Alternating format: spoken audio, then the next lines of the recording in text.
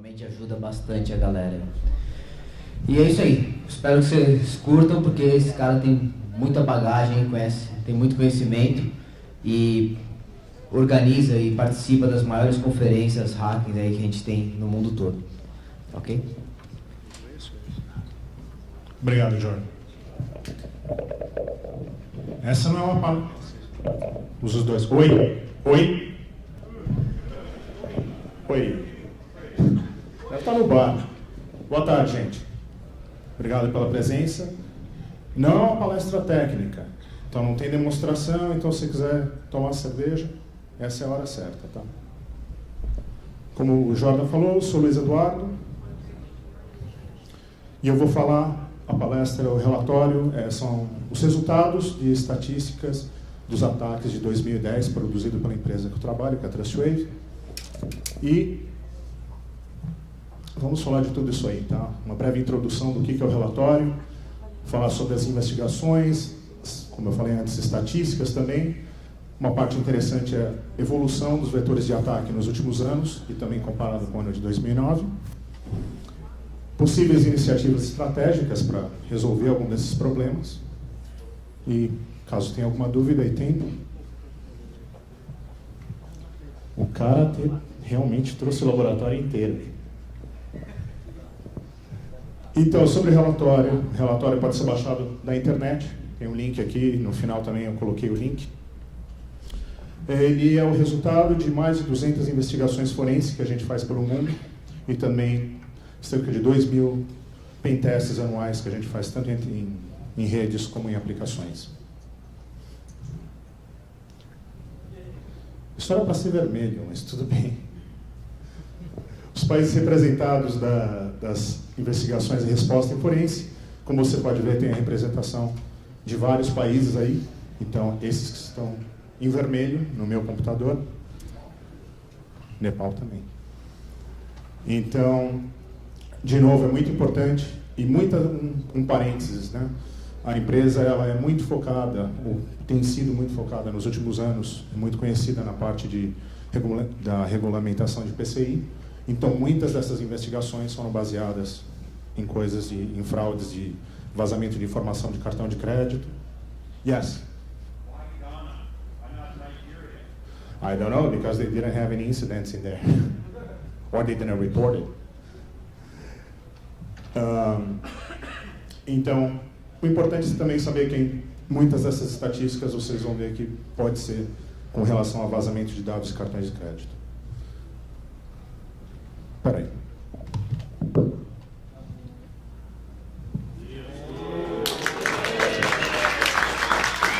Camada 1. Agora sim.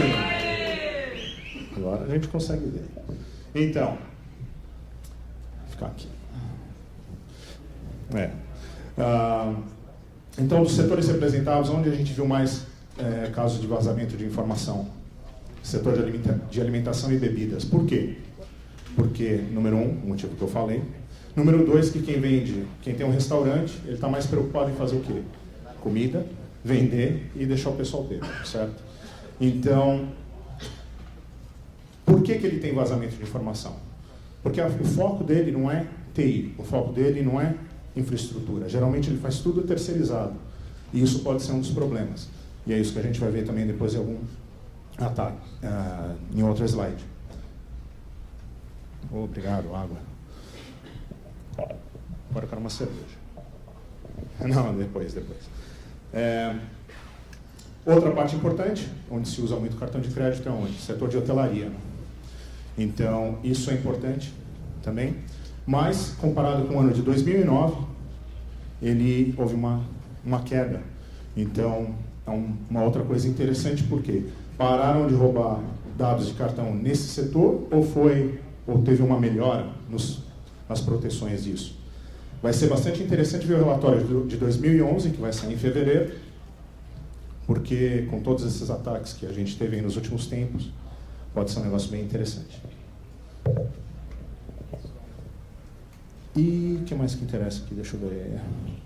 E, de novo, você pode ver que porque, por exemplo, vamos falar de governo, o setor financeiro e outros, tem uma representação pequena. Mas pequena por quê? Porque eles são mais protegidos, porque eles têm melhor proteção, ou porque eles não... ou por qualquer outro motivo. De repente é porque quem chamou a gente para fazer a investigação foram mais no setor de bebidas e alimentos. Então, só para lembrar disso, não significa que o negócio é bom ou ruim. Em termos de risco, né, ou dos dados comprometidos, mesma coisa. Número de cartões de crédito, pelo motivo que eu já falei mais de 3 vezes e não vou repetir mais. Mas, além de tudo, é importante você ver que todos os dados são... O que é importante? Para que existe segurança da informação? Minimizar o risco para que roubem dados importantes. Tá? Então, cada empresa tem o seu dado importante. No setor que a gente comentou, é número de cartões de crédito, mas qualquer dado sensível, pode ser a fórmula de um refrigerante, pode ser o que for, é importante. E quando a gente fala de dados, pode ser qualquer tipo de dados, como, por exemplo, anotações de reuniões, pode ser segredos de negócios, isso é muito óbvio. Alvos que a gente viu, sistemas de ponto de venda. Por que sistemas de ponto de venda? Porque é onde o pessoal passa os cartões de crédito. E a gente vai falar daqui a pouco como que esses dados são roubados. Tá?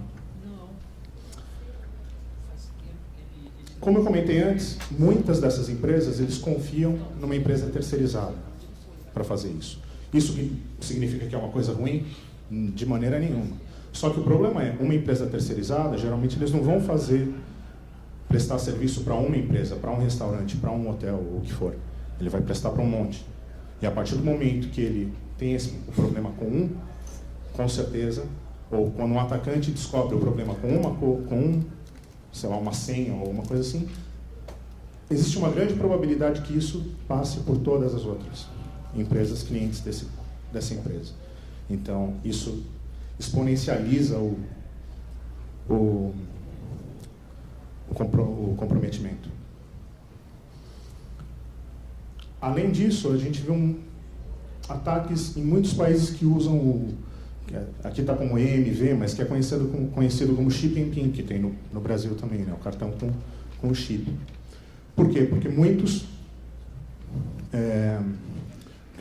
pontos de venda ainda usam o cartão, a parte magnética. Ou seja, você pode ter um cartão com chip, você usa ele aqui no Brasil, beleza. Só que você vai viajar para um outro país que ainda não usa, e adivinha. Então, se ele não tem aquele chip, ele vai ter que usar a tarja, né, magnética. E isso vai ser e daí parte do comprometimento. Então, é um problema de compatibilidade com os sistemas que... É o problema da globalidade, digamos assim. Enquanto tudo não estiver unificado, daí é um problema. Esquecendo essa parte, onde mais a gente viu ataques? Em estações de trabalho de empregados, por vários motivos. A gente já viu palestras aqui hoje o dia inteiro que comentam de vários tipos de ataque. Ataques que pode ser o uso de uma infecção de malware por várias maneiras que a gente viu aí. O caso de senha fraca e etc, que a gente vai ver um pouco mais disso depois. Em termos de e-commerce, a gente viu, claro, alguma coisa, e isso sempre vai depender da aplicação. Na palestra que a gente viu sobre SQL Injection, o problema é o banco de dados? Não, de maneira nenhuma. Os dados têm que estar ali, mas se a aplicação não é segura, você vai ter esse problema. Aqui é a média os métodos. Obrigado. Uma comparação do método de detecção com relação ao tempo. Ou seja, método de detecção do quê? Então, as empresas que estão mais preparadas, que têm políticas de segurança, que tem uma equipe de resposta a incidentes, tudo isso, esse tipo de coisa, elas vão detectar um problema de vazamento de informação antes de uma empresa que não tenha, ou que tenha menos. Então, esse é um gráfico, uma representação bem óbvia. Por quê? Isso não é que demora totalmente 28 dias. A empresa, 28 dias é muito tempo, né? Um mês. Mas se a empresa está preparada, ela pode detectar em muito menos tempo. Então, se ela não detecta em 28 dias, depois de um tempo, a polícia vai descobrir isso. Se não, o público, o usuário vai descobrir isso. Então, o usuário, você entra lá na sua conta e você fala, eu não fiz essa compra. Então, daí você liga para a empresa ou para o banco e fala, eu não fiz isso. E aí é o... Então, mas isso, quanto mais demora, mais vazamento de dados está tendo. Então, isso é um problema. E o pior de todos os casos que tem é quando realmente a empresa é auditada e daí descobrem o problema. Então, a ideia é sempre, claro, minimizar isso. Como eu comentei antes, muitas coisas têm a ver com de quem é a responsabilidade de administração. Então, os problemas maiores foram detectados quando é terceirizado, e a gente já falou dos motivos.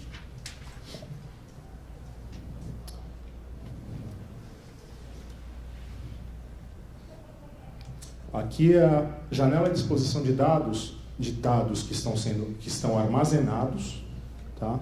E de dados em movimento. Então, qual é a diferença dessas duas coisas? Dados armazenados é o óbvio que a gente tem. Então, você tem, em algum lugar, esses dados estão sendo armazenados e hoje em dia existe criptografia, etc, etc, etc. Se é implementado ou não, são outros 500. Mas aqueles dados, que é muita coisa, obviamente é um dos objetivos do atacante, de pegar esses dados. Mas nem todos aqueles dados ainda são válidos, ou ainda são válidos. Então, pode ser um número de cartão de crédito que já está vencido. Então, o atacante pode roubar aquilo, mas ele não pode usar. Então, o foco é o quê? É pegar dados em trânsito, dados em movimento. Então, dados em movimento é mais difícil de pegar, mas é um dado que a gente tem certeza que é bom. Então, os dados, e como que se roubam, né? E voltam dos slides que a gente tinha antes, que era o quê? Ponto de venda. Ponto de venda é onde o cara passou o cartão e aquele cartão, na teoria, é válido e vai poder ser utilizado. Então, é um dos focos. Origem dos ataques, esse é um slide que, na verdade, dá para ter uma pequena ideia, mas não é totalmente válido. Por quê? Porque, por dois motivos. Por exemplo, Venezuela. Por que tem um monte de ataque da Venezuela e não tem nenhum do Brasil? Duvido que não tenha nenhum do Brasil. Mas por que da Venezuela e alguns países que a gente vê aí que a gente nunca ia imaginar que teriam problemas, ou que teriam pessoas atacando? Pelo problema número 1 de botnets, tá? Então, ou seja, não é a pessoa que está sentada no computador dela fazendo ataques, mas sim o computador dessa pessoa está comprometido, e esse computador, em certo momento, está fazendo ataque em algum lugar. E a outra parte também que um pouco que desqualifica esse slide é o quê? É a parte de anonymizer, né? Todos os proxies abertos, um Tor, alguma coisa assim. Então, isso pode matar um pouco a veracidade ou a estatística que compõe esse gráfico. Esse é um slide interessante que tem a ver muito com as outras palestras que a gente viu aqui, que você fala, tá, você está vendo a palestra, uso de senha fraca. Ninguém usa mais senha fraca. Sim, as pessoas usam. Então, não dá para ver nada aqui, né, do laser. Aqui, 83% senhas padrões ou senhas fáceis de se adivinhar. Então, o pessoal ainda tem senha fraca, né, em administração desse tipo de coisa. Colar debaixo do teclado, tem gente que faz isso também. Senha complicada, mas que daí ele precisa lembrar depois como fazer isso, como escrever a senha. E uma estatística aí que o maior, né, de todos, ou quase o maior, que é políticas de firewall insuficientes. Esse é um dado que reflete um pouco o estado da segurança da informação. Por quê? O firewall está ali para proteger. Significa que o cara nunca configurou aquele firewall e ele não é suficiente? Não, isso não é verdade. Por quê? Porque quando ele instalou aquele firewall, quando ele comprou e alguém foi lá instalar para ele ou ele instalou, estava tudo beleza. Dali 2 dias, não vamos ser tão radical, dali 1 mês, 2 meses, colocaram alguma outra aplicação ali e aquela aplicação ou mudaram a aplicação foi atualizada, ou colocaram mais alguma coisa dentro da infraestrutura, e ou mudaram muito abertamente as regras do firewall, ou era alguma coisa temporária que mudaram assim as políticas e esqueceram de voltar depois. Ou alguém comprou alguma coisa, ou que assistiu alguma coisa na internet, ou colocaram um servidor temporário e ficou aberto e ninguém depois mudou. Então esse é triste, mas é verdade. Na parte de vetores de ataque, né? Então quando a gente fala de roubar informações, a gente fala da trilogia das brechas, né? Não da trilogia de segurança da informação, mas da fuga de informação, que é infiltrando, agregando e extraindo. O que significa isso? O que é infiltrando, agregando e extraindo? Infiltrando é tudo que a gente viu na última apresentação e na outra também. É entrar, dá um jeito de entrar na máquina que você quer roubar a informação. Agregar é o quê? Você pegar aquelas informações, de alguma maneira, extrair, obviamente, sair com elas. Então aqui a gente falou do infiltrando, no modo de entrada. Qual é o modo de entrada que foi detectado mais nas investigações? Foi a parte de acesso remoto. O que é acesso remoto?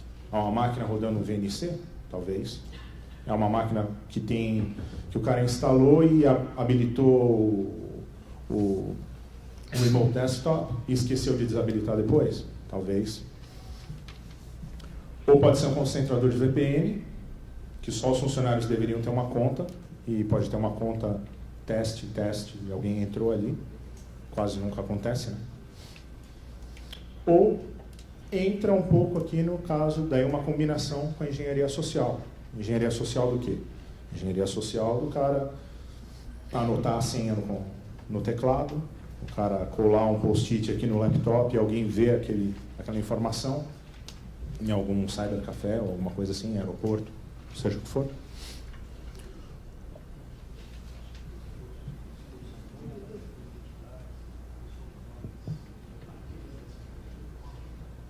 A pergunta do Ricardo foi se agora com single sign-on e com gerenciamento de contas, se isso diminuiu.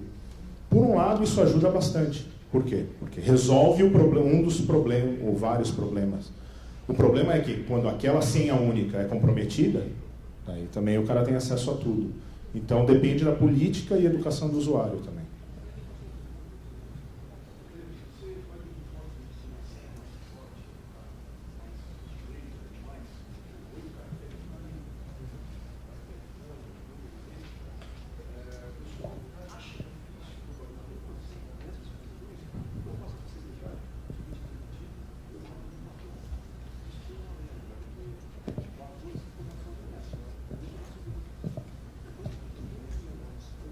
Uhum.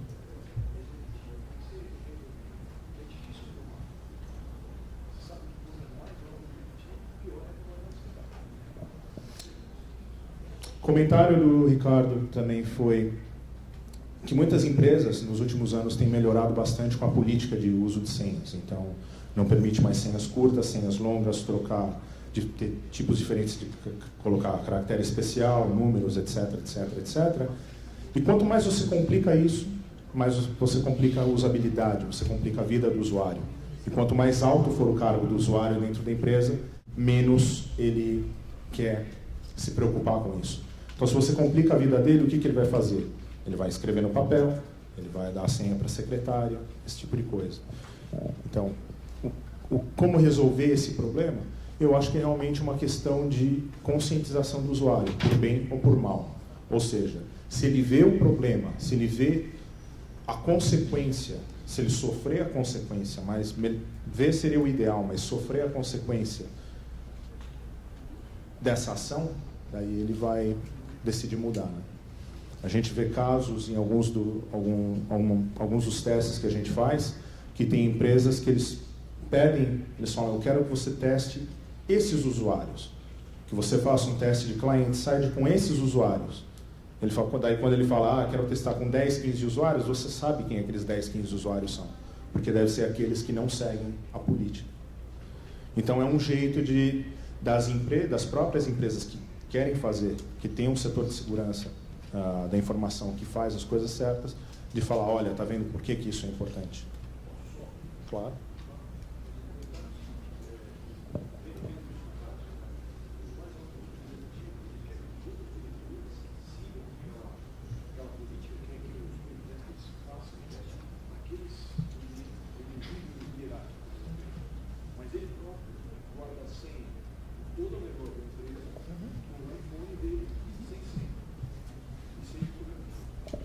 Então, ele só reiterou o comentário dele, como resolver o problema que esse executivo, ele fala para os diretores e as pessoas que estão abaixo dele, fala, você tem que fazer, mas eu não faço, entendeu? De novo, é a mesma coisa. Esse cara alguém tem que chegar para ele e falar, olha, aconteceu esse problema, ou possivelmente pode acontecer esse problema, porque você fez isso. E no final do dia, se a empresa for para o buraco, é culpa dele, né? Ele tem que ter um interesse financeiro de manter o negócio rodando. Então, esse é um negócio... É difícil de convencer uma pessoa dessa? É difícil. Mas, de novo, foi difícil convencer o usuário a usar uma senha da maneira certa. Então, é complicado. E aqui a gente tem as outras partes também. Bom, então, Social Engineering também, a engenharia social, tem a parte do... Vamos falar que tudo está certo, mas daí o cara liga dá um jeito de conseguir o usuário e senha do próprio do usuário. Há uma pergunta, ó? No slide anterior, o senhor falou sobre o ataque de POS. O que é o ataque de POS? Volta mais. Nesse aqui? Não, volta mais. Mais?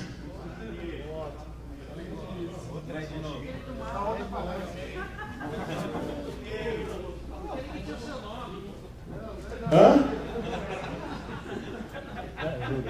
Nossa, primeiro slide. Top. Esse aqui. Ah, tá. Ei, consegui. Não, POS é ponto de venda. Então, é o software que está rodando dentro do ponto de venda. Então, o ponto de venda, ponto de venda pode ser um dispositivo, que é aquela maquininha, que aqui é bem avançado, né? A gente tem um dispositivo que é feito para isso, mas tem lugares como nos Estados Unidos que o ponto de venda é um computador normal, rodando a versão do sistema operacional de 1.500 anos atrás, tá? E daí o software, ele não foi desenvolvido, ele está totalmente desatualizado, tá? Com TEF, o que é aqui no Brasil chamado de TEF, tá? Obrigado, Cabral. Então, muitas coisas, então abre a porta para muita coisa, desde a instalação de um malware até outras coisas, né? Armazenamento, assim, claro, hoje a gente fala, e a normativa fala, não faça armazenamento de dados, se fizer, faça com criptografia, etc, etc. Mas o software ainda pode ser o problema, tá? Lê, nesse caso dos POS, aqui no Brasil, que algumas operadoras de cartão estão começando a desenvolver módulo de você implementar um software de POS, por exemplo, no seu iPhone ou no seu telefone, também é um potencial problema? Leva o microfone para aqui, por favor. Tá surdo? Eu entendi, Olê.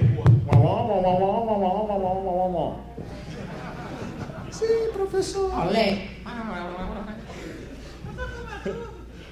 Exatamente. Obrigado, Alex.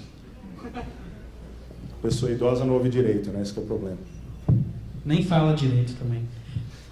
Esse é outro problema. Essa conversa sobre o POS que a gente acabou entrando, e no caso aqui do Brasil, que tem algumas operadoras de cartão de crédito que estão começando a desenvolver algumas aplicações para você instalar no seu telefone, e daí junto com hardware específico, o teu telefone vira um terminal de POS. Também é um potencial problema, potencial ponto de fraude, risco e tudo mais, né? Ou não? Tudo é sempre um potencial ponto de risco. A partir do momento que você tem uma coisa nova, então por isso que é importante que essas empresas fazem é testar esse tipo de aplicação. Então, de novo, como é uma aplicação... A aplicação mais difícil de corrigir ou testar é o usuário. Então, essa seria a menor das preocupações, na minha opinião. Era aqui que a gente estava, né? Então, infiltrando. Agora, agregando, isso é uma mudança que a gente viu também antes. A partir do momento que o cara estava dentro do sistema, que ele tinha interesse, era o que em inglês a gente brinca de smash and grab, que é você entra lá e pega tudo, né? Dobra aqui a toalha, pega tudo e sai correndo. Isso mudou um pouco. Agora o cara ele quer deixar uma backdoor lá, ele quer ter um jeito de poder voltar lá depois. Deu trabalho para chegar até lá. Ele não quer só pegar tudo e sair correndo. Ele quer ele quer deixar uma maneira, né, de voltar. Mas, de novo, ainda existe um foco muito grande de dados em trânsito. Então acho que a gente viu isso não é parte da nossa pesquisa, mas, por exemplo, acho que foi em 2009, começo de 2009, teve um ataque que, por um bom período de tempo, os criminosos pegaram e clonaram vários cartões ao redor do mundo. Não lembro em que país que foi, mas clonaram muitos cartões. Só que não usaram. No dia X, tá, eles foram em diversos países, ou seja, diversas redes diferentes de caixa eletrônica e etc. E ao mesmo tempo sacaram, acho que foi 11 bilhões, agora não lembro, de dólares. Pergunta. Ulisses, você pode voltar no slide anterior? Eu vou começar no final e volto, tá? Do ponto de vista de negócio, como que os executivos observam hoje o trabalho de engenharia social para levantamento de informação de forma lista, ou seja, para mapear processo, gerar realmente relatórios executivos que demonstrem essas vulnerabilidades de forma quantitativa e até qualitativa? Esses executivos observam essas práticas como lista, como bem vista ou não? Isso está mudando. Então, hoje em dia já está começando a ser como bem vista. Tá? Apesar de ainda ter aqueles empresas que têm os 12 e 15, que é o caso que o Ricardo citou antes, que o cara não quer nenhuma mudança, não admite nenhuma mudança. Por outro lado, e ainda mais nos últimos meses, que a gente viu tantos tipos de ataque, fugiu um pouco aquele negócio de que esse negócio de hacker, de ataques e tal, é um negócio que é improvável, é mágica. Não. Acontece e a gente via que a cada 2 semanas, a cada semana, uma empresa grande, conhecida, estava tendo problema. Então, isso ajuda os executivos, ajudou na conscientização dos executivos quanto a isso. Tá?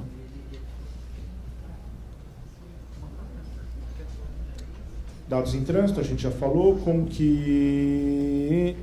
Onde é que estava aquela parte que eu queria falar? Coisas de dados em trânsito que a gente vê também, às vezes, um tipo de ataque. Não, isso aqui ainda não interessa. Uma das coisas que a gente vê e está muito relacionado também com a parte de pós, né, dos pontos de venda, ele não guarda o cartão, ele não guarda o dado do cartão em disco. Ele criptografa quando ele vai mandar pela rede. Mas daí os ataques vão evoluindo também. Então existem ataques que a gente viu que eles fazem o que a gente faz o dump da memória, que entre passar o dado, né, desde que o cara entra com o dado ou ele passa o cartão até ele ser trafegado, ele tem, mesmo que ele não seja gravado em disco, ele vai ser gravado em algum lugar. E esse dado é a memória. Então existem malwares que fazem dump de memória para pegar esse tipo de dado. Tá?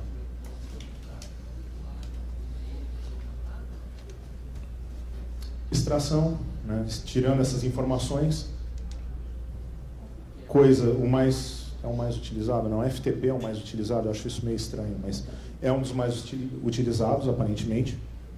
Por quê? Bom, número 1, que os firewalls são configurados. Hoje, muitos dos firewalls que são configurados dentro de empresas, o que eles fazem? Eles permitem quase todos os protocolos de dentro da empresa para fora, mas, claro, protegem a empresa. Então, se a conexão é originada dentro da empresa, ele sai. Mas acho que uma tendência, talvez seja isso em 2011, é o crescimento sempre em protocolos que são totalmente utilizados, ou tem que ser permitidos. Você não vai bloquear HTTP no seu firewall, senão ninguém usa a internet. Então, por meio de tunelamento, até usando criptografia por SSL, ou seja, portas que são abertas. Das estatísticas de malware, era esse o slide que eu tinha comentado antes. Então, existem os malwares que são específicos para PDV, a gente já começou a ver isso. Ele requer o conhecimento daquele sistema, seja ele o TEF, ou seja ele o próprio PDV, e etc. Em teoria é difícil de arrumar isso, mas os criminosos têm as maneiras de arrumar esse tipo de coisa. Né? E então os dados são... Aqui que fala do memory dump ou não? Não. Ali que está o memory dumper. Então 45% do memory dumper. E coisas que daí a gente já conhece faz tempo, né? O keylogger e às vezes algum tipo de sniffer. Mas o memory dumper, por quê? Porque a tecnologia de proteção nesses dispositivos eles já ajudam bastante. O que mais?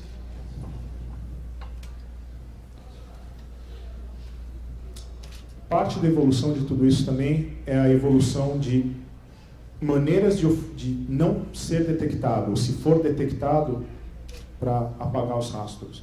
Então também passa, né,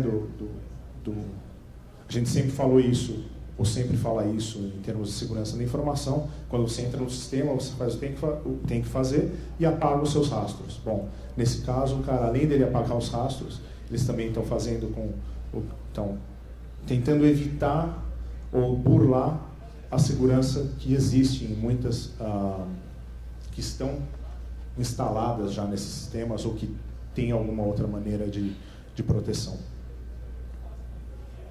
Então, muitas vezes fazer a engenharia reversa de um malware é imprescindível. Uma pergunta ali.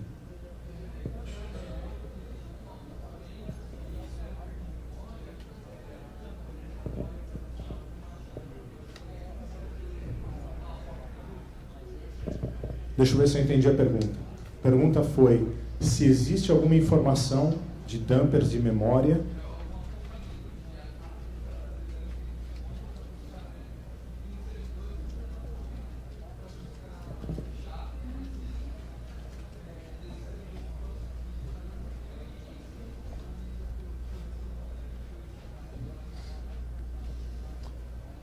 Deixa eu ver se eu entendi. Faz o dump da memória aonde, então?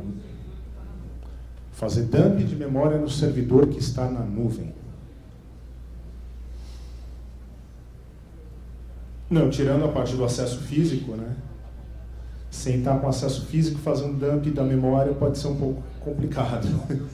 Mas se existindo isso, quem é responsável por isso? É o provedor de cloud, né? Porque aquela máquina, a memória da máquina está sob responsabilidade dele.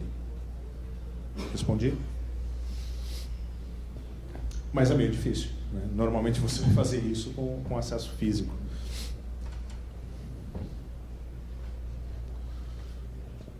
Aqui a parte um pouco mais interessante, então a gente sai daquela parte de números e coisas assim.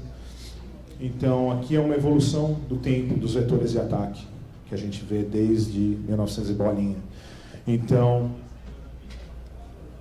nos anos 80, o que era o mais famoso? Ataques físicos, né? Ataques físicos era o cara entrar lá e roubar. Então o guarda estava dormindo lá, daí o cara entrava lá.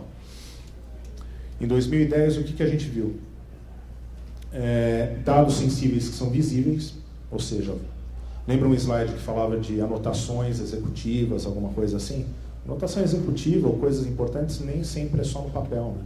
Às vezes você tem lá um quadro branco, a lousa lá, o cara anota tudo, a janela está aberta, ele esquece de apagar, por isso que empresas têm a política de acabou a reunião, apaga tudo e beleza. Sistemas e computadores não bloqueados, parece piada, mas não, ainda existe isso dentro de empresas. E infraestrutura de cabeamento em zonas públicas, seja de empresa ou de qualquer instituição. Então o cara está andando lá, ele viu uma porta Ethernet, daí ele falou, deixa eu plugar, né, ver o que acontece. E o cara conseguia acesso à rede corporativa através disso aí.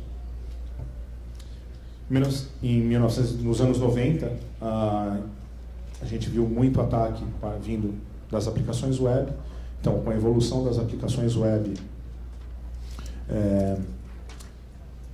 isso se tornou um dos focos, né, dos ataques. Por quê? Porque o servidor web ele é uma porta de entrada para a empresa. Para a empresa como? Para ter um acesso ao banco de dados. Então, aí que entra tudo que a gente viu nas outras palestras. Por quê? Porque a partir do momento que eu entro numa aplicação web, se eu quero, vamos falar que é e-commerce, se eu quero entrar vou procurar o livro X, eu busco esse livro, A informação daquele livro está onde? Numa base de dados. Até aí, beleza.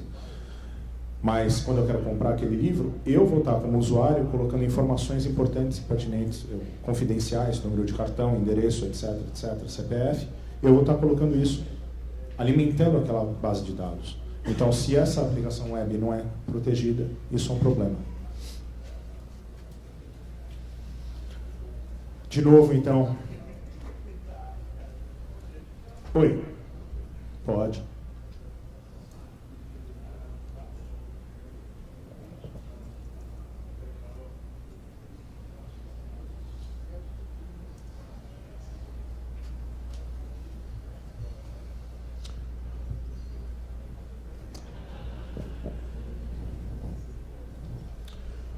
A pergunta do Ricardo foi se a gente viu, nesses últimos tempos, aí, algum tipo de ataque que o cara não só entrou na aplicação e roubou informações, mas deixou ali como um tipo de um sniffer para continuar coletando informações, esse tipo de coisa. Depois que se autenticava, isso é parte do... Sim e não. Então, a gente não viu muito disso. Não é comum porque o cara ele vai atrás do dado. Tá? A aplicação o foco dele é ir lá na base de dados e pegar aquela informação e sair, é o jeito mais comum. Agora, se o servidor da aplicação web estiver tão ruim ou não tão não protegido, que ele conseguir entrar ali, ter um acesso shell, alguma coisa assim, e daí fazer modificações na aplicação web, conseguiria fazer isso, mas é meio difícil. Tá? Geralmente não é o foco. Mas impossível, não. Tecnicamente, totalmente viável. Que eu conheça, não.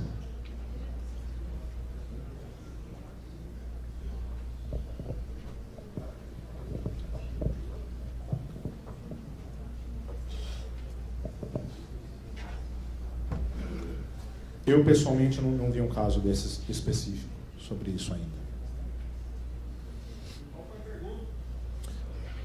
Pensei que eu tinha repetido. A pergunta foi se podia entrar dentro do... Não, foi um follow-up da pergunta anterior. Se eu tinha visto algum ataque daqueles do cara entrar no servidor de aplicação, não só roubar informações do banco de dados a partir daí, mas também deixar como não um backdoor, mas deixar alguma coisa, um tipo de um sniffer, que vai ficar coletando informações de quem entra nessa aplicação e faz transações. Tá? Ataques em redes, senhas em branco ou fracas para equipamentos, a gente já viu isso. Acesso a servidores de base de dados. Então, de novo, o servidor de base de dados é onde está o que interessa.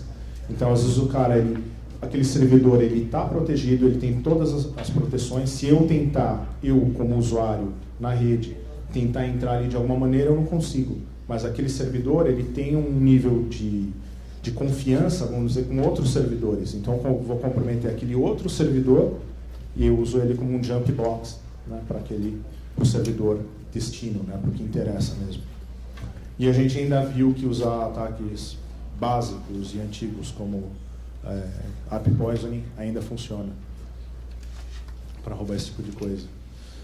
No começo dos anos 2000 a gente via muito problema de e-mail, né, de spam, e hoje o que a gente viu em 2010 foi o quê? Muita coisa relacionada a arquivos, teve muita coisa de arquivo PDF, né? Arquivo PDFs com malware, infectados com algum tipo de coisa. Então, em 2010, esse é um gráfico bem triste, né? 7% dos e-mails no mundo ou que a gente viu, somente 7% são e-mails válidos, o resto é tudo porcaria, né? Porcaria ou spam. Então, voltando em aplicações, eu acho que o slide está meio fora de ordem, mas aplicações a gente sempre vê que ainda, por mais que não seja nada novo, injeção de SQL ainda funciona nas aplicações. Tá? Falhas lógicas, o que é uma falha lógica? Parece besteira falar, mas isso tudo é testado e a gente acha problemas com isso. Falha lógica mais absurda seria num site de e-commerce, eu conseguir mandar entregar o produto sem pagar. Entendeu? Eu descubro o fluxo da informação, o fluxo de negócios dentro da aplicação, Então eu consigo falar, ok, a partir do momento que eu vou aqui, eu faço o que vou pagar, mas não vou pagar e já pulo para a URL da entrega, tem aplicações que são vulneráveis a isso. E bypass de autorização, que pode ser em conjunto com injeção de SQL. Rede sem fio. Há anos atrás, o que a gente via? Quebrar a senha de web, etc. O Karma, que é um ataque que o cara roda um negócio no laptop dele, você liga o seu computador fala, eu quero me conectar à minha rede. O seu computador fala, eu sou a sua rede.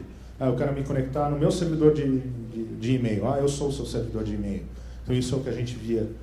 Ainda existe essas ferramentas, mas o que a gente viu mais de ataque em 2010 foi o uso de rede sem fio e cabeada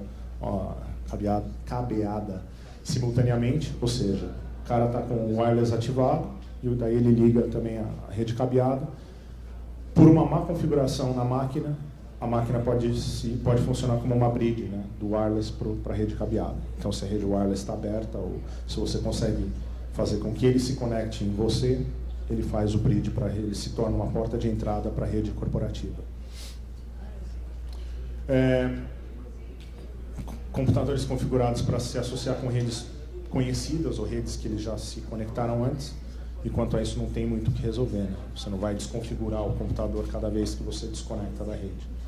Então, a parte mais importante disso tudo aqui é que ainda, de novo, como existem senhas fáceis de lembrar, o pessoal ainda coloca chaves fáceis de lembrar. Quantas redes a gente vê por aí que o pessoal está usando o WPA, está usando o WPA2, deixou de usar o app, tudo suporta isso, só que o cara coloca a rede wireless, a senha, né, wireless, rede sem fio, número de telefone da empresa, esse tipo de coisa.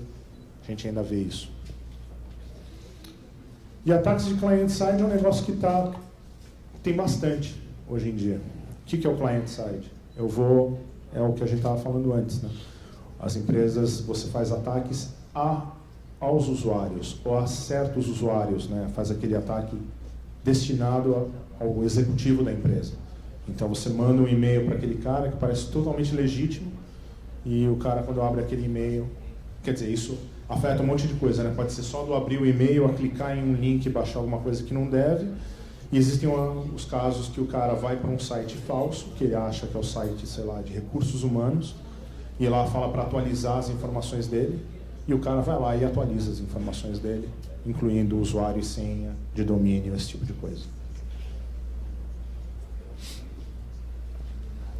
Então, como eu falei, uma das coisas que a gente viu bastante é ataques específicos alvos. Infecção drive-by é aquela que meio que o cara vai num site, o site está vulnerável, o cara abre lá o instant messenger dele, alguém manda um negócio, ou seja, a rede social, a gente vai falar um pouco de rede social, ou a própria instalação manual de algum tipo de malware, seja por USB, bom, daí tem que ser por USB ou às vezes, muitas vezes remotamente. Crescimento, claro, obviamente, de dispositivos móveis, a gente vê muito telefone, tablet, esse tipo de coisa, um crescimento muito grande, todo mundo tem telefone, tablet. Muito relacionado ao que o Wagner falou na primeira apresentação, muitas aplicações muitas plataformas têm uma maneira mais, não difícil, mas mais correta, né, de publicar uma aplicação, seja na loja de aplicações. Outras são um pouco mais abertas. Então, o cara baixa e muitas vezes relacionado ao quê? Ao jailbreak, que está aqui embaixo, né?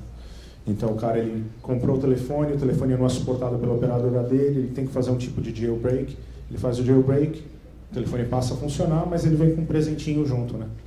E esse presentinho faz algumas coisas que não deveria, o que o cara não quer. Ataques mais destinados a dispositivos móveis, isso eu vejo mais na América Latina do que nos Estados Unidos, é interessante. Aqui no Brasil eu tenho um telefone de vira e mexe, recebe um SMS, né? Clique aqui, não sei o quê, ou você está na promoção de ganhar, não sei o quê. já teria ganho muita coisa se fosse verdade, mas não é. Lá fora a gente não vê muito disso, na América Latina vê bastante. E a gente viu alguns casos disso aqui, que é um ransomware. O que é isso? O cara, de alguma maneira, quando ele infecta o dispositivo móvel, ele vai fazer daquele dispositivo, ele vai fazer um refém daquele dispositivo, ou seja, ele não vai permitir que você faça certas coisas que você normalmente faria com o telefone, ele vai bloquear o seu telefone até que você pague a recompensa, digamos assim. Mas aqui isso eu não vi ainda muito caso disso na América Latina.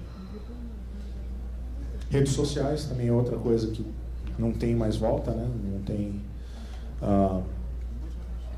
Não tem como voltar atrás. E o problema maior é o quê? Enfim, então deixou, né? Mudou um pouco aquele negócio do cara mandar só lixo por e-mail ou tentar te infectar por e-mail. Já tiveram vários problemas em sites e redes sociais que o cara consegue, de uma maneira ou outra, fazer infecção a partir do momento que você clica em um link ou em um game ou em alguma coisa, ele vai infectar, ele vai mandar uma mensagem para todos os seus contatos falando, olha, eu usei esse jogo é legal, você vai gostar também. Bom, ele veio de uma pessoa que eu confio, então eu vou clicar nisso. Então, pode ser, é uma possibilidade. Então, foi um dos mecanismos de propagação de malware, exposição de dados pessoais. Isso não é nenhum tipo de ataque, isso é educação de usuário. O usuário vai lá e coloca informação que ele não deveria. Isso ajuda também a descobrir coisas das pessoas, né? Quem são seus amigos, até o ponto de chegar, como em casos que você pode pegar e... Acho que teve um caso disso, que descobriram um cara lá, mas daí não era um site de rede social de pessoas, mas um site de rede social para arrumar companhia amigável, né? Arrumar umas companheiras, e o cara pegou, tinha uma lista de amigas, os caras foram lá, fizeram um dicionário do nome das meninas, e na aplicação, uma das senhas era o nome de uma das amigas do cara. Iniciativas estratégicas, depois que quando compartilhar isso aqui, vocês leem, mas são coisas óbvias, mas que muitas empresas ainda não fizeram. O que tem de importante aqui é educação de funcionários quanto ao uso de redes sociais, conscientização do usuário no geral, em termos de segurança. Isso melhorou bastante, mas com o exemplo que o Ricardo falou, não adianta. Tem cara que, se você complica, faz uma política de senha correta, o cara vai pegar e vai fazer o quê? Ele vai anotar a senha no papel, vai entregar para alguém, telefone, o que for. Tem coisa aqui que é muito óbvia.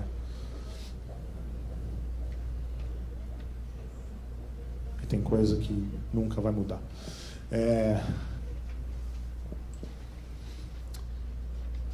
Das mudanças mais marcantes, assim, então, que a gente viu em 2010, tem aqui, é mais fácil você fazer um ataque focado em tal pessoa. É mais fácil você identificar uma pessoa. Tá? Então, hoje a internet te ajuda a saber com quem, digamos assim, quem você quer atacar ou com quem você quer falar. Por exemplo, né, eu estava com um problema no meu provedor de internet, eles não resolviam o meu problema, um dia me encheu lá, eu entrei na internet, descobri o nome dos executivos da empresa, entrei no Google, achei o endereço de e-mail deles, e aí eu mandei um e-mail para o suporte reclamando e falei, faz 3 meses que você não respondeu, e copiei todo mundo. Daí resolveram o meu problema. Mas então é fácil de achar informação de pessoas. As ferramentas vão se tornar cada vez mais sofisticadas, isso não é novidade para ninguém. E também uma coisa meio óbvia, com a evolução da tecnologia e com a evolução de dispositivos ou novos dispositivos e novas aplicações e etc., você vai ter sempre novos ataques. E, como a gente viu o caso do SQL Injection, os ataques também não morrem, né? Não adianta você falar isso foi resolvido, esquece. Tem coisa que vai e volta. 2011 a gente está vendo quer dizer, isso aqui já não é mais válido, né? Mas tudo bem. Em 2011 a gente previa que as empresas as empresas preocupadas com segurança iam estar mais resistentes a ataques. Isso não aconteceu. A gente viu aí nos últimos tempos que não é totalmente verdade, não porque as empresas não estavam preparadas, mas porque os ataques foram mais sofisticados, ataques focados, e não adianta ter um monte de caixa protegendo o teu perímetro se essas caixas não estão fazendo, não estão coordenadas ali, né? Todo tipo de solução possível e imaginável.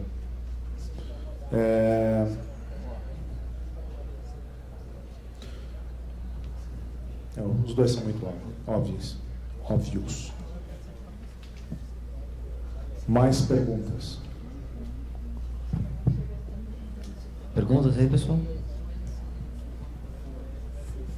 Depois tem outra aqui. Oi, Luiz. Oi, eu só quero complementar aquela informação sobre POS, ponto de venda, né? Aqui no Brasil é muito comum, nós temos dois tipos de captura de transação. Estou falando isso porque eu trabalho na Cielo, né? E um deles é um POS comum, onde ele conversa com o operador através de um POS que a gente chama de GPRS, né? Através de linha celular. O outro é um PIPED, onde ele interligado com o PDV e depois interligado com o servidor TF. Ele conversa com a operadora, no caso nós e outras operadoras, através de um link X25. Tá? Só para complementar aí, né? E com relação ao que o Anquises falou sobre pagamento via mobile, onde a Cielo implementou a solução de pagamento para iPhone, né, e para Android. Então, e vale a palestra aí que nós tivemos sobre segurança em mobile. Embora nós temos criptografia no trânsito da informação, de qualquer forma é sempre uma preocupação aí, tá bom? Obrigado por complementar. Eu queria falar, responde você a pergunta dele, mas eu podia. Então agora foi. Tinha uma pergunta aqui também. Pessoal, acende a luz aí para mim, por favor. Mais uma vez, obrigado, Luiz. A pergunta é voltada para a parte de gestão de ativos, né? A gente observa que a maioria das empresas procuram ter este cuidado somente depois que já aconteceu os incidentes. Do ponto de vista da Trustwave, você observaria a importância das empresas fazerem essa gestão de ativos com antecedência, ou seja, de forma preventiva, utilizando de métodos forenses para você poder já conseguir materializar vestígios, até mesmo desvio de conduta de profissionais? Você observa essa tendência para os próximos anos, utilizar de métodos forenses para você poder materializar possíveis eventos e daí tomar algumas ações para poder que esses eventos não ocorram dentro da empresa? Qual seria a sua visão para os próximos anos, ou próximos meses mesmo? O que a gente está vendo, isso eu vi já não só dentro dessa, não só falando como Trustwave, mas o que eu tenho visto nos últimos tempos, uma coisa que ajuda, então sim, isso já está mudando, está muito longe de estar no ideal, mas está no caminho certo, e um dos drivers disso foi o DLP. O DLP ajudou porque todo mundo gosta da ideia do DLP, só que não adianta, você não tem como implementar DLP sem fazer uma classificação de dados, classificação de ativos, e etc, etc. Então isso vira meio que casou, entendeu? A história do DLP é muito legal, e daí o cara falou, tá, como eu implemento? O que você tem? Não sei. Isso aqui, qual a classificação disso? Não sei. Então as empresas estão fazendo isso. Se não estão fazendo, se não estão mudando o que tinha de legado para fazer isso, pelo menos tentam implementar nas coisas novas. O problema é que o legado... E de novo, segurança no geral mudou, né? As empresas em geral sempre foram conscientes, fazendo certo ou errado, segurança. O problema era sempre vender internamente para a empresa, vender para os executivos comprarem segurança. Segurança é um negócio meio ingrato, né? O cara da segurança é o cara chato, é o cara que não deixa inovar, é o cara que no marketing quer fazer um negócio lá e o cara não deixa, entendeu? Hoje o cara entende que segurança é importante. Ao mesmo tempo, acho que é um novo desafio do pessoal de segurança, é o quê? O cara fala, tá legal, eu vou colocar segurança no meu ciclo de desenvolvimento de software, eu vou nos processos, de produto e etc., mas eu não quero que afete no prazo. Esse é o desafio que todo mundo tem que a gente vai enfrentar. Ricardo? Posso?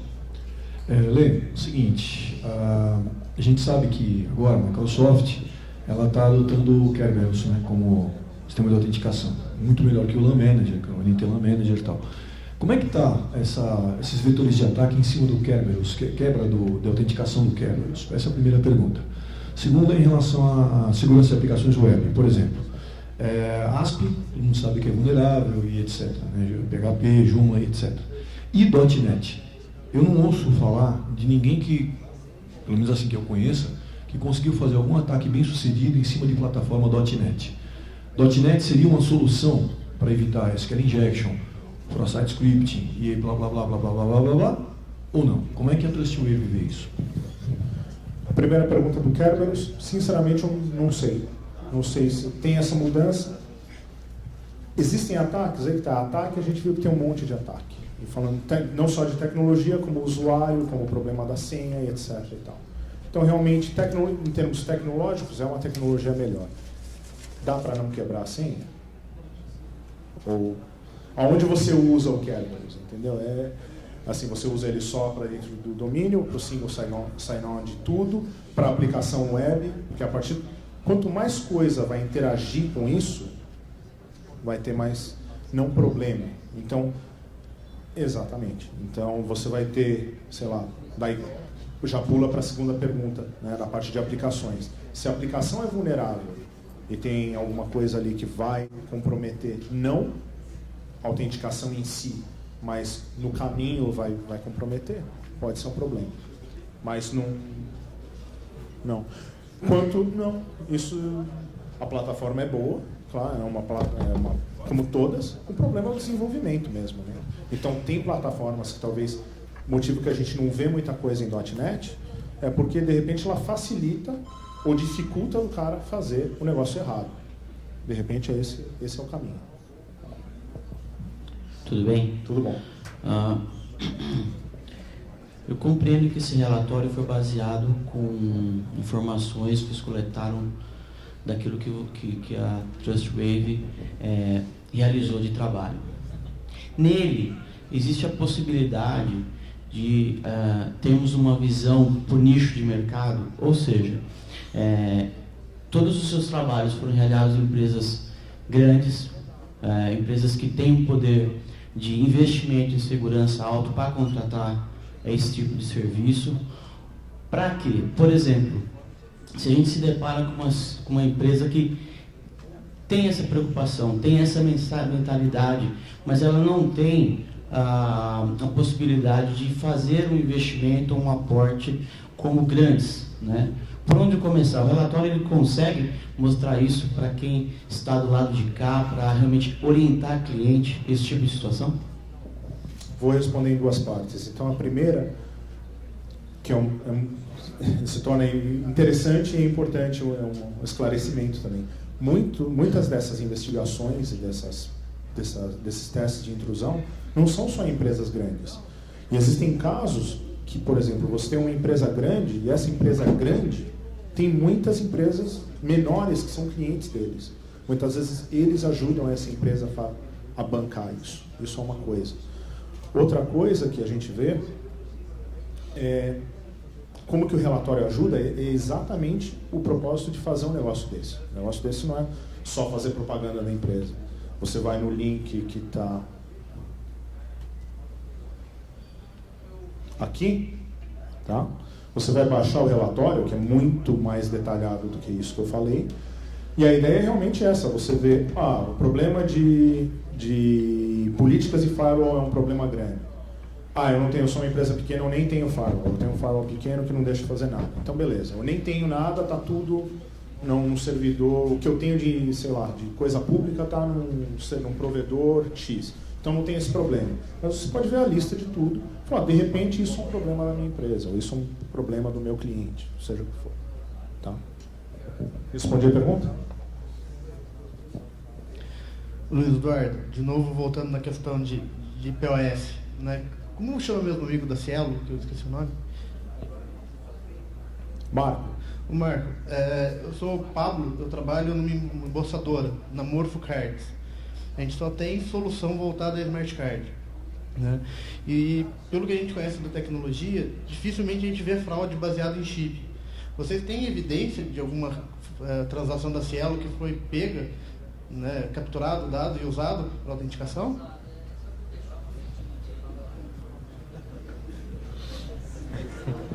Ajuda ele. Jordan vai ficar magrinho. Ajuda ele. Oi, meu nome é Mário, tá? Como que é o teu nome? Pablo. Bom, a gente tem informações, mas até por conta de proteger, né, a informação de vazamento de dados e tal, nós não podemos dar nenhum tipo de informação de que foi ou não foi, ocorreu algum tipo de ataque ou algum tipo de vazamento de dados relacionado com transação baseadas ou capturadas com chip. Tá?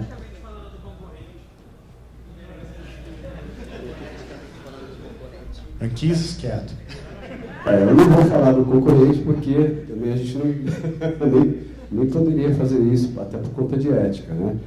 A gente vem trabalhando, sim, especialmente quando se trata de transações que são originadas em PIN-pads, onde pode haver, tem fragilidade, né, no trânsito da informação, até para evitar que o dado do cartão seja capturado no trânsito entre PDV e TEF, para que essa informação não vá parar na mão de um fraudador e ele consiga fazer alguma fraude com consequência para o portador e para as entidades envolvidas. Né? Só complementando e não respondendo a pergunta,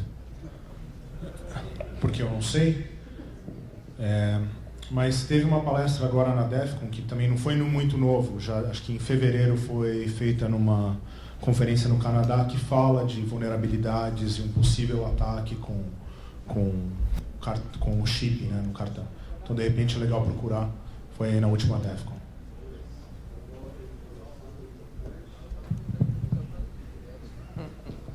Jordan, cadê você? Vai lá, eu estou aqui atrás.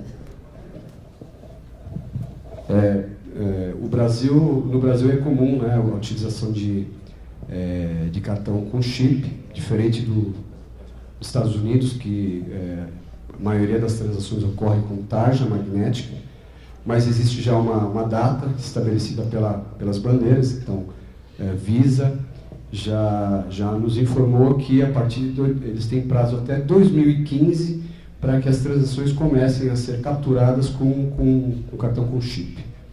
Só a título de informação.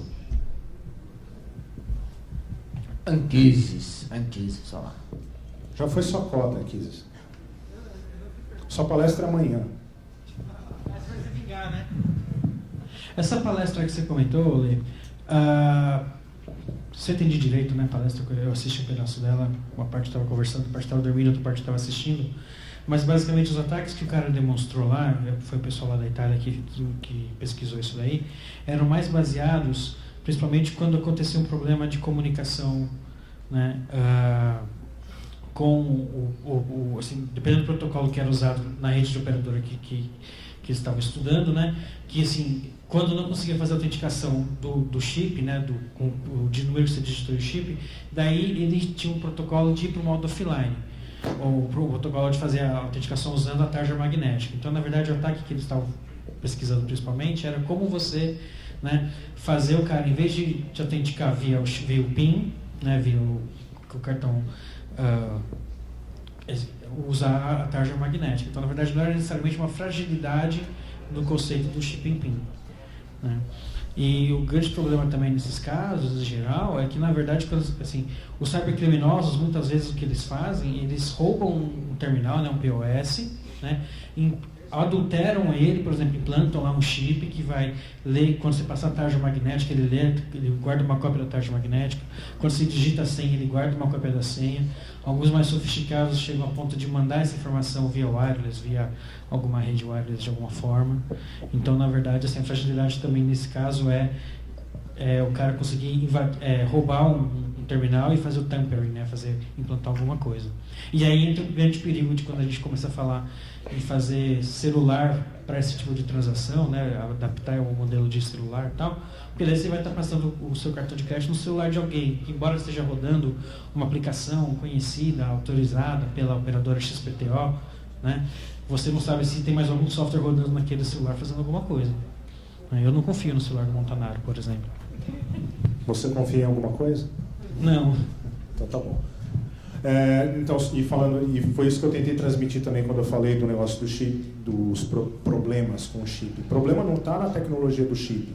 O problema é você, aqui no Brasil, quando tudo funciona do jeito que tem que funcionar, coloca lá o cartão no PDV. O PDV faz a comunicação pelo chip, a autenticação do chip. Isso beleza. O problema é quando você vai, sei lá, para outro país, vai para o Paraguai, que nem sei se tem ou não essa tecnologia. Você vai lá, o cara vai ter que passar para a tarja magnética e daí é tão vulnerável quanto, entendeu? Isso aí. Gente, obrigado. Gente, muito obrigado. Né?